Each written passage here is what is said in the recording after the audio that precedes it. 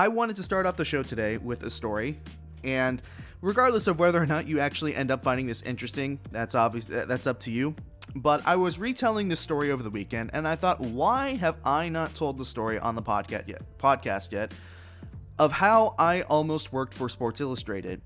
And when it comes to, I guess, my story and my progression as a writer, as a reporter, whatever, this is a very key moment for me. It was a very developmental period in my life when it came to trying to figure out exactly how I wanted to work in sports media, how I wanted to write, whether or not I wanted to be on TV or not. It was a moment in time after college when I was really still trying to find what my niche was and what exactly I wanted to do. Because I had been working on the radio for close to 4 years at that point, and it's like, well, radio is a little bit of a dying medium. Am I going to have to adapt? Am I going to be able to do this? Am I going to be writing for the rest of my life? And I had this tremendous opportunity, or at least it appeared like a tremendous opportunity up front, to be working with Sports Illustrated. Now, if you know pretty much anything about sports, you would have heard of Sports Illustrated. You would know what Sports Illustrated was. And for a brief moment in time, I worked for Sports Illustrated, or essentially I was in the process of becoming an employee of Sports Illustrated.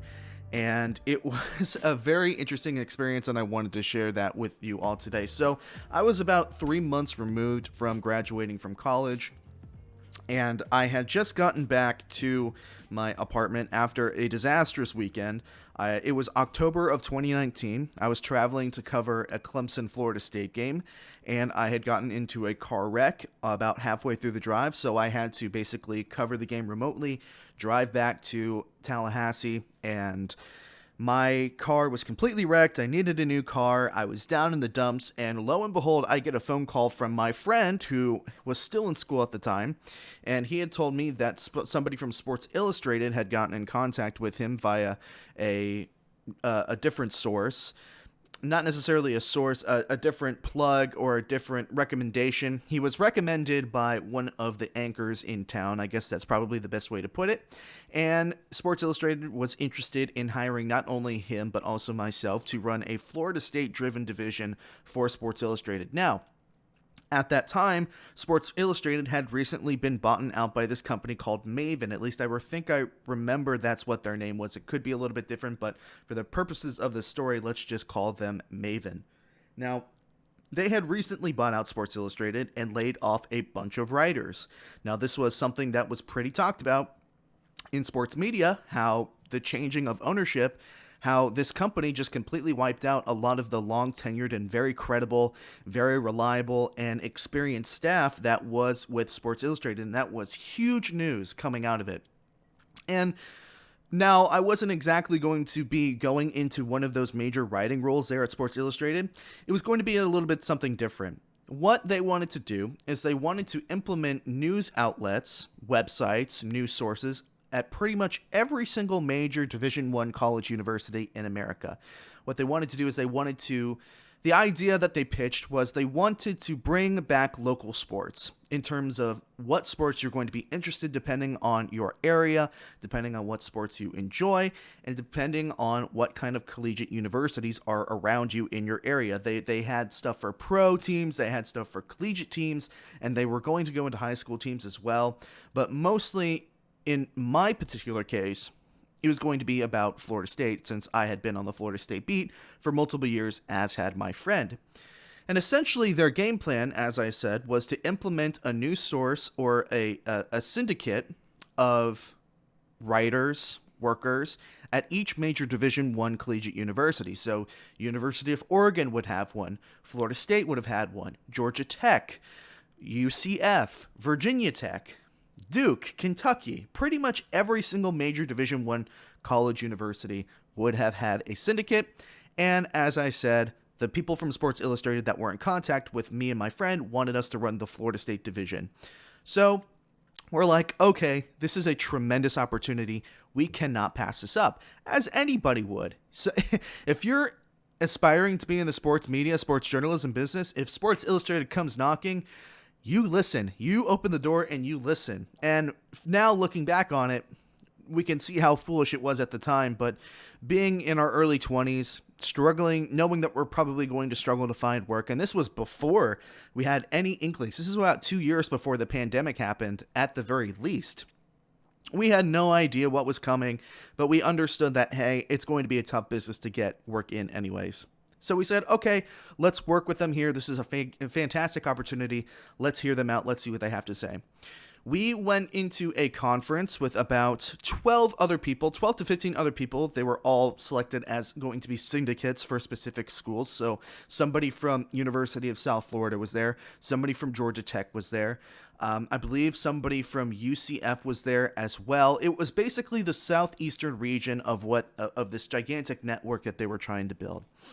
And they went us through a gigantic report. The CEO was there, one of the major assistants was there, and I cannot remember their names for the life of me, but they were all there, and they were giving us a slideshow presentation via Zoom, and they were pitching everything to us, and essentially, this is what they wanted from us.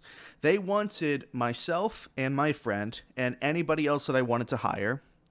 They wanted us to produce 3 pieces of content a day. 2 of them could have been written pieces of work, but one of them had to be audiovisual, and that was a requirement per day. So 3 pieces of content per day times 7, that's 21 stories in a given work week. Now, depending on what time of year it is, especially when it comes to collegiate sports, that can be pretty tough sometimes, is producing 3 stories a day, and one of them being video or audio. So actually some of the roots of the Hard-Headed Sports podcast were actually rooted in the audio-visual side of that job opportunity, in terms of saying, well, we can run a podcast pretty much every single day and just nip that audio-visual piece of content in the bud. But regardless, they wanted 3 pieces of content from us a day. They wanted us to openly communicate with other syndicates, and they were giving us the rundown of what it was and how people would be trafficked, how, I don't even know if that's a word. English major over here, by the way. If they wanted to show us like how the traffic would go to our website, and I'm sitting there thinking, wow, this really kind of sounds like a pyramid scheme, but surely Sports Illustrated wouldn't be running a pyramid scheme, would they? And I don't want to label it as Sports Illustrated. I should probably label it more as the people that bought out Sports Illustrated. So it's like, this is kind of sounding like a pyramid scheme.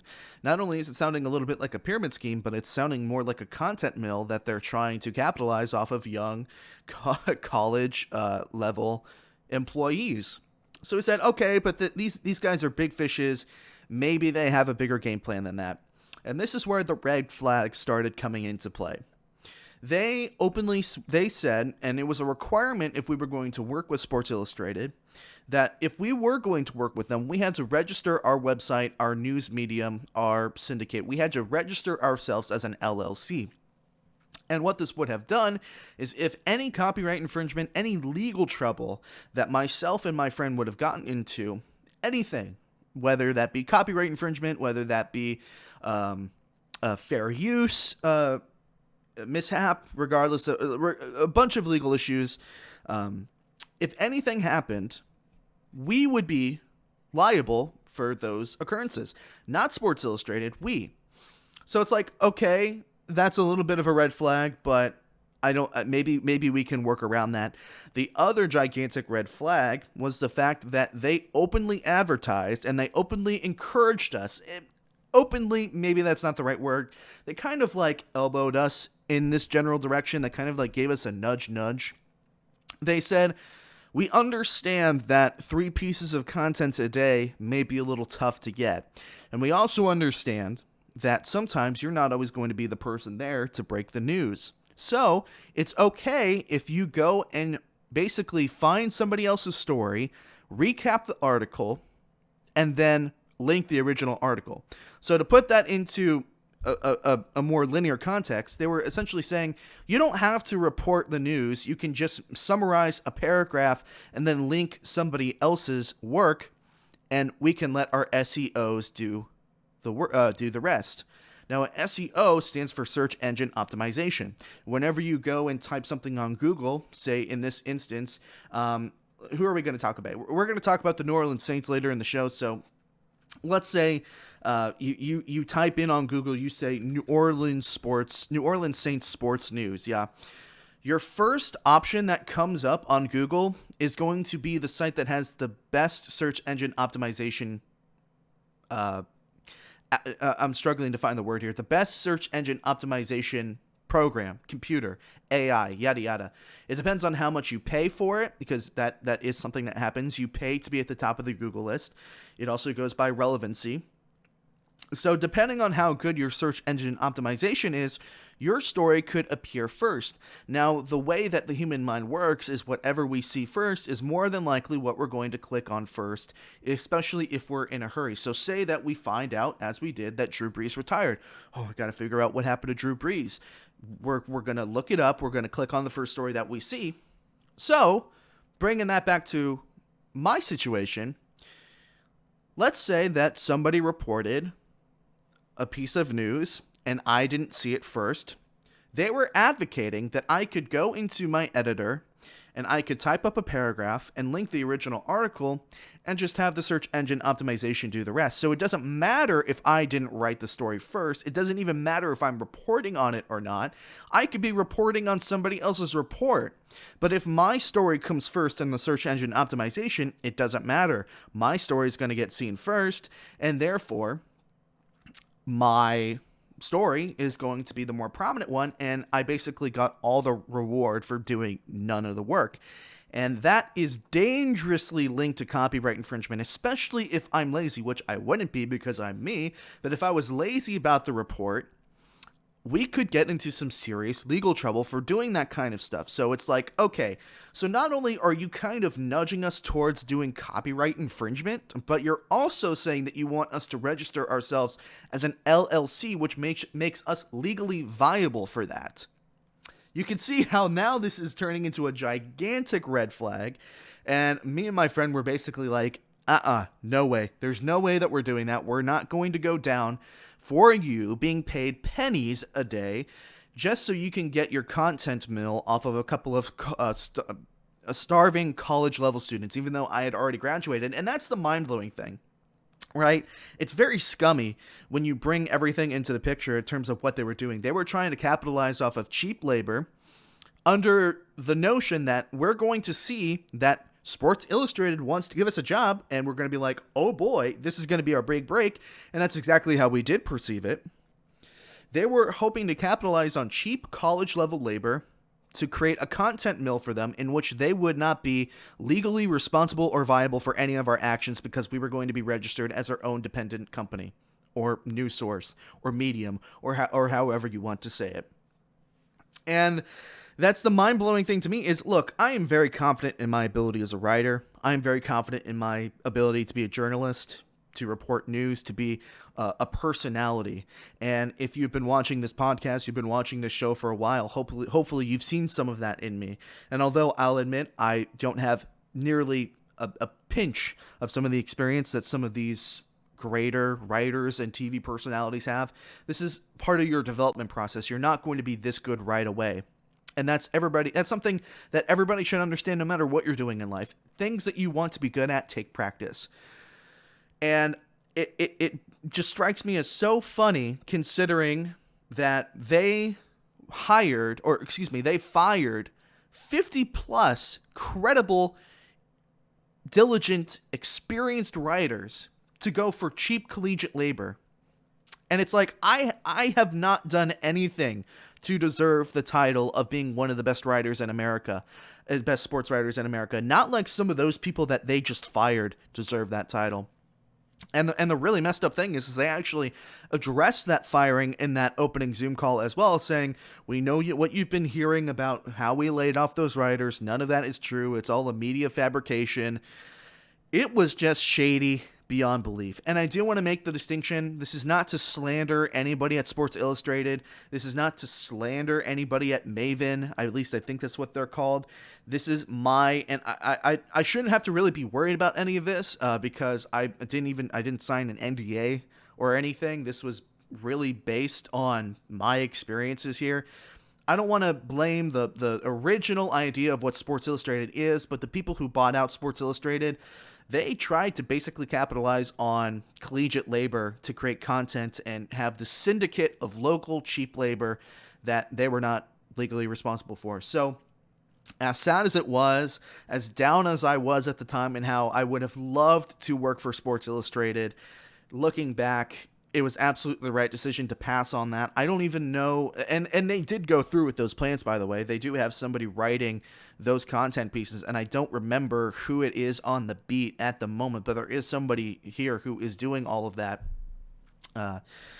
That's how I almost worked for Sports Illustrated. That was probably a very long-winded and poor explanation, but regardless, I hope that you found some interest in that. That's a story that I've told multiple times, and it's something that when I was retelling the story again this weekend, I couldn't believe that I hadn't told the story on air yet.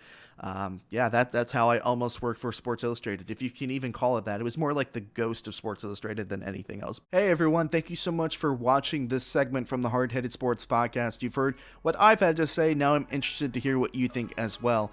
If you enjoyed this highlight from the show and want to watch more highlights from the show as they come out after the show's completion, you should definitely subscribe to the YouTube channel. And if you're interested in listening to the entire show in its full-length entirety, you should follow the show on Spotify, Apple Podcasts, Google Podcasts, and Anchor. Thank you so much for watching. I will see you all very soon.